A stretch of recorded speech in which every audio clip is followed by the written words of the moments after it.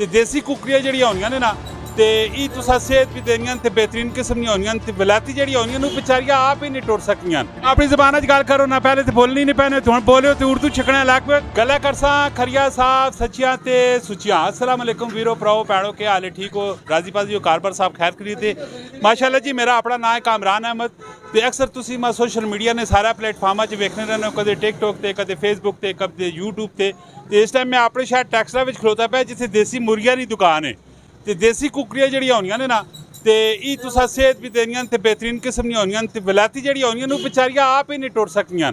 ਤੇ ਦੇਸੀ ਕੁਕੜੀਆਂ ਦੇਸੀ ਚੂਚੇ ਜਿਹੜੇ ਉਹ ਆਰ ਰੈਡੀ ਮਾਮਲਾਤ ਉਹਨਾਂ ਨੇ ਇਹ ਜੇ ਕੁਝ ਹੋਣੇ ਕਿ ਦੇਸੀ ਖੁਰਾਕਾਂ ਉਹਨਾਂ ਖਾਧੀਆਂ ਪਿਆ ਹੋਣੀਆਂ ਠੀਕ ਹੈ ਤੇ ਉਹ ਐਕਟਿਵ ਕਿਸਮ ਦੀਆਂ ਹੋਣੀਆਂ ਤੇ ਇਸ ਦੁਕਾਨਾਂ 'ਚ ਖਲੋਤੇ ਪਿਆ ਜ਼ਰਾ ਤੁਸੀਂ ਰੇਟ ਸ਼ੇਟ ਨੇ ਵੀ ਮੁਤਲਕ ਦੱਸਣਾ ਪੂਰੀ ਵੀਡੀਓ ਵੇਖਿਓ ਤੇ ਕਮੈਂਟ ਵਿੱਚ ਤੁਸੀਂ ਆਪਣੀ ਰਾਏ ਵੀ ਦਿਓ ਔਰ ਇਸ ਵੀਡੀਓ ਸ਼ੇਅਰ ਵੀ ਕਰਨਾ ਹੈ ਜੀ अस्सलाम वालेकुम जी वालेकुम सलाम ਵੀਰ ਨਾ ਕਿਵੇਂ मेरा नाम मोहम्मद बेराम है जी ਬਹਿਰਾਬ ਭਾਈ ਮੈਂ ਦੱਸੋ ਕਿ ਕੀ ਰੇਟ ਸ਼ੇਟ ਕੀ ਵੇ ये प्योर देसी ने 1000 रुपये किलो है गांव वाला देसी है गोल्डन देसी भी होता है वो साढ़े ਆਪਣੀ ਜ਼ਬਾਨ 'ਚ ਗੱਲ ਕਰੋ ਨਾ ਪਹਿਲੇ ਤੇ ਬੋਲਣੀ ਨਹੀਂ ਪੈਣੇ ਹੁਣ ਬੋਲਿਓ ਤੇ ਉਰਦੂ ਛਕਣਾ ਲੱਗ ਪਏ ਮੈਂ ਦੱਸੋ ਕਿ ਇਪੇ ਵਰਦੇਸੀ ਕਿਲੋ ਨੇ ਸਾਹ पे देने हो कि ਕੀ पे करने हो प्योर देसी 1000 रुपये किलो है गोल्डन देसी 850 रुपये किलो है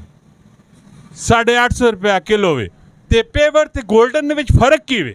गोल्डन फार्म वाला होना है ये असी लाके अपने चढ़ने खानपुर खुई मैरा तो लेके आने हैं ये प्योर देसी होने दो किस्म ने होने गोल्डन जोड़ा होना है फार्म में तैयार होना है जोड़ा प्योर देसी है वो घर तैयार होना है वो भी असा को होना है ਵੈਰੀ ਗੁੱਡ ਤੇ ਅਗਰ ਕੋਈ ਬੰਦਾ ਖਰੀਦਣਾ ਚਾਹਵੇ ਇਹ ਦੇਸੀ ਮੁਰਗੀਆਂ ਖਰੀਦਣਾ ਚਾਹਵੇ ਤਾਂ ਸਾਡਾ ਨੰਬਰ ਕੀ ਵੇ मेरा नंबर है 0349 1983 840 पिता मुर्ग शाप है ਵੀਰਾ ਬਹੁਤ ਸਾਰੇ ਲੋਕ ਵਿੱਚ ਕਾਲਾ ਕਰਸਨ ਕੋਈ ਟੈਨਸ਼ਨ ਪਰੇਸ਼ਾਨੀ ਤੇ ਨਹੀਂ कोई टेंशन परेशानी नहीं ਮਾਲ ਪੂਰਾ ਕਰ ਸੋ माल पूरा कारगन सा इंशाल्लाह जितना लोड होया मिलसी 45-50 साल तो ये पुरानी दुकान है साढ़े बुजुर्गों ने असी उस टाइम पैदा भी ना होए उस टाइम नहीं दुकान है ਮਜ਼ਾ ਆਇਆ ਨਾ ਅਗਰ ਦੇਸੀ ਕਿਸਮ ਨਹੀਂ ਹੈ ਤੁਸੀਂ ਚੁੱਚੀ ਚੁੱਚੇ ਖਾਣੇ ਹੋਏ ਤੇ ਜ਼ਰੂਰ ਤੁਸੀਂ ਇਹਨਾਂ ਨਾਲ ਰਾਬਤਾ ਕਰੋ ਤੇ ਦੋ ਭਰਾ ਵੀ ਖਲੋਤੇ ਪਏ ਨੇ ਨਾ ਜ਼ਰਾ ਪੁੱਛਨੇ ਪਾਲਨੇ ਆ ਕਿ ਗਾ ਕੋਨ ਤੇ ਕੀ ਨੂੰ ਕੀ ਸੂਰਤ ਹਾਲ अस्सलाम वालेकुम वालेकुम अस्सलाम ਵੀਰ ਨਾ ਕਿਵੇਂ मोहम्मद ख़याम भट्ट भट्ट साहब ही देसी कुकुड़ खेलने आए पे या वैसे बच्चे हैं माशाल्लाह फ्रंट रन है नहीं मैं मुर्गा खेलने आया जी देसी खाने होने विलाती खाने बहरहाल ये भी थोड़ा ज़रूरत है वैसे तो कंटिन्यूस ही इस्तेमाल करने हैं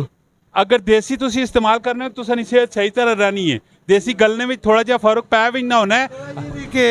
फैमिली से ये जो है कि पकाने ही थोड़ा मसला होना है तो सेहत ने वाले ना जो 100% ठीक है